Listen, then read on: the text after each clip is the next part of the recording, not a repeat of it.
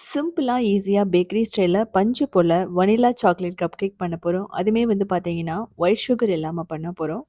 குழந்தைகளுக்கு ஸ்நாக்ஸா குடுக்கலாம். அது மட்டும் இல்லாம, இத வந்து நீங்க பிரேக்ஃபாஸ்ட் இல்ல டின்னரா கூட இந்த கப் கேக்ஸ் வந்து எடுத்துக்கலாம். ஸோ, இதில வந்து உங்களுக்கு நெறைய புரோட்டீன் வேணும் அப்டின்னா, பாதாம், பிஸ்தா இது மாதிரி எக்ஸ்ட்ரா கூட நீங்க கட் பண்ணி போட்டுக்கலாம். ஸோ, சின்ன பிசினஸ் பண்ற மாதிரி இருந்தா கூட நீங்க இந்த ரெசிபி யூஸ் பண்ணிக்கலாம். ரொம்ப ஒரு யூனிக்கானதுன்னு சொல்லலாம். ஸோ இது வந்து நீங்க அவன் இல்லனாலும் சரி, ஓடிஜி இல்லனாலும் சரி, நீங்க பிரஷர் குக்கர் அப்புறம் கடாயிலேயே பண்ணிக்கலாம். அந்த ஸ்பான்ஜினஸ் இருக்கும் உங்களுக்கு. ஒரு 3 டேஸ் வரைக்குமே கெட்டு போகாது. இதுக்கு ஒரு பெரிய எக் எடுத்துக்கலாம். இத வந்து இது இல்ல அப்டின்னா நீங்க தயிர் ஊத்திக்கலாம். அதுக்கப்புறம் வனிலா எசன்ஸ் இத போட்டு நல்லா மிக்ஸ் பண்ணணும்.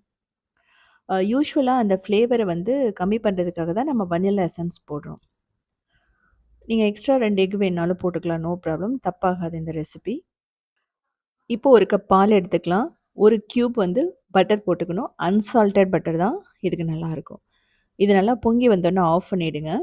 இப்போ இந்த எக்ல வந்து பார்த்தீங்கன்னா, ஒரு 3 டேபிள் ஸ்பூன் ஆயில் ஊத்திக்கலாம்.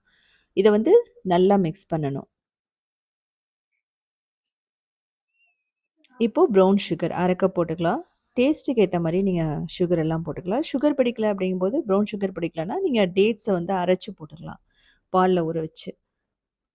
இந்த மாரி கிரீமியா வரணும். அந்த சர்க்கரை கரையணும். இதுக்கப்புறமா நம்ம மைதா, இல்ல கோதும மாவு கூட எடுத்துக்கலாம். இப்போ பேக்கிங் சோடா, அதுக்கப்புறமா பேக்கிங் பவுடர் போடுறோம். பேக்கிங் சோடா அப்படிங்கிறது உங்களுக்கு வந்து 1/4 டீஸ்பூன் தான் நான் யூஸ் பண்ணியிருக்கேன். நீங்க தேவைப்பட்டா 1/2 டீஸ்பூன் வரைக்கும் யூஸ் பண்ணலாம். இத வந்து நல்லா சலிச்சு தான் போடணும். அப்பதான் வந்து பார்த்தீங்கன்னா, ஈவனா இருக்கும். அந்த ஸ்பான்ஜினஸா இருக்கட்டும், அந்த கப் கேக்கோட அந்த டெக்ஸ்சரா இருக்கட்டும், எல்லாமே நல்லாருக்கும். ஸோ இத வந்து முதல்ல நல்லா மிக்ஸ் பண்ணுங்க.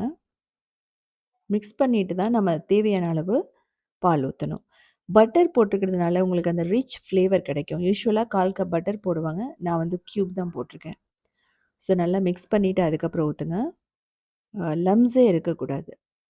நம்ம அந்த பண்ற கேக்ல. அத மட்டும் நீங்க பார்த்துக்கிட்டீங்கன்னா, பிகினர்ஸ் கூட ஈஸியா பண்ணிடலாம். இதெல்லாம் வந்து பார்த்தீங்கன்னா, பேச்சுலர்ஸ்க்குமே வந்து ஒரு சண்டேல நீங்க பண்ணி வச்சுட்டீங்க அப்டின்னா, 1 வீக்ல உங்களுக்கு வேணுங்கிறப்ப எடுத்து சாப்ட்டுக்கலாம்.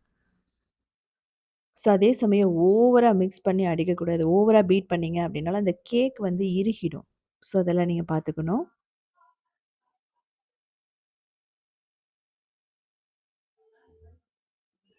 இப்போ நம்ம கொஞ்சம் கொஞ்சமா ஊத்தி மிக்ஸ் பண்ணுங்க.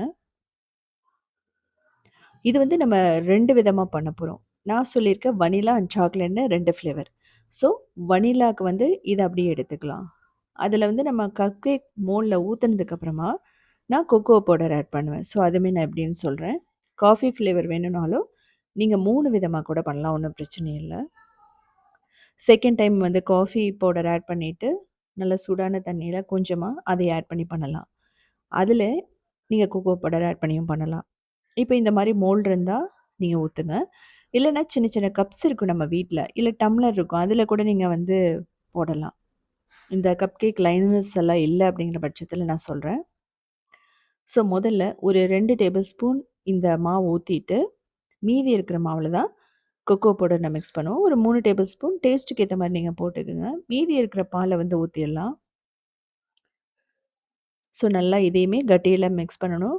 இன்கேஸ் உங்களுக்கு வந்து லைட்டா ரன்னியா இருந்ததுன்னா, எக்ஸ்ட்ரா கொக்கோ பவுடர் ஆட் பண்ணலாம். இல்லன்னா மாவு ஆட் பண்ணலாம். ஒண்ணும் பிரச்சனையே இல்ல. இந்த ஸ்டேஜ்ல நீங்க மைதாவும் ஆட் பண்ணலாம், கோதுமையும் ஆட் பண்ணலாம், கார்ன்ஃப்ளவர் ஆட் பண்ணலாம். ஸோ நல்லா மிக்ஸ் பண்ணிடுங்க. நாங்க எக்ஸ்ட்ரா தேவைப்பட்டதுனால எக்ஸ்ட்ரா 1 டேபிள் ஸ்பூன் நான் கொக்கோ பவுடர் ஆட் பண்ணியிருக்கேன். இந்த மாதிரி ஒரு நல்ல ஷைனிங்கா வரணும்.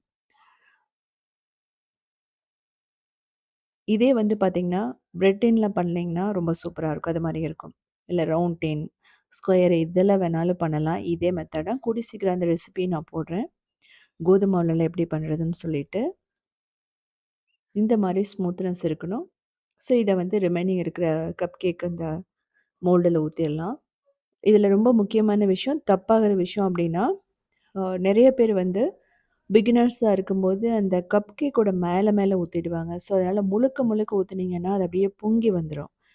ஸோ எப்பவுமே கப் கேக்ல 3/4 வாசி மட்டும் தான் நீங்க ஆட் பண்ணணும். அப்பதான் வந்து அதே அப்படியே நல்லா பொங்கி வந்து ஒரு மஷ்ரூம் மாதிரி இருக்கும். அந்த ஷேப்பே பார்க்கும்போது. இல்ல அப்படின்னா கீழ வழிஞ்சிடும். 2டே 2 தடவ மட்டும் தான் டேப் பண்ணணும். அதுக்கப்புறம் ஓடிஜி 11 10 மினிட்ஸ் 250 டிகிரில ப்ரீஹீட் பண்ணிட்டு, இத வச்சு ஒரு 25 மினிட்ஸ் 180 டிகிரில பேக் பண்ணீங்கன்னா, பெர்ஃபெக்ட்டா ரெடி ஆயிடும். கடாய் பிரஷர் குக்கர்னா 5 மினிட்ஸ் மீடியம் ஃப்ளேம்ல ப்ரீஹீட் பண்ணிட்டு, ஒரு 25 டூ 30 மினிட்ஸ் மீடியம் ஃப்ளேம்ல பேக் பண்ணீங்கன்னா, அதாவது லோ மீடியம் ஃப்ளேம்ல பேக் பண்ணா ரெடி ஆயிடும். டூத் பிக்க வச்சு பாருங்க. ஒட்டாம வந்துச்சு அப்டின்னா, சூப்பரா ரெடி ஆயிடுச்சுன்னு அர்த்தம். இதுலயே நீங்க வந்து ஃப்ராஸ்டிங்லேருந்து ஆரம்பிச்சு, ஐசிங் பண்ணலாம். அது மட்டும் இல்லாம, இதுல சாக்லேட் சிரப் ஊத்தி கூட சாப்பிடலாம். ஸோ இதே மாரி சிம்பிளான யூனிக்கான ரெசிபீஸ் வேணும்னா, நீங்க உத்தமி கிச்சன ஃபாலோ பண்ணலாம். கிரியேட்டிவ் வேர்ல்டுன்னு இன்னொரு சேனல் இருக்கும். அதுலயுமே 2000 ரெசிபீஸ் இருக்கு. சவுத் இண்டியன் ஃபுட்ஸ் டாட் இன்ங்கிற வெப்சைட்ட 19 இயர்ஸா ரன் பண்றோம். அதுலயுமே 8000 ரெசிபீஸ் இருக்கு. எல்லாமே சிம்பிளான வெஜிடேரியன் ரெசிபீஸ் தான். ஸோ இப்போ உள்ள எப்படி இருக்குன்னு பார்க்கலாம்.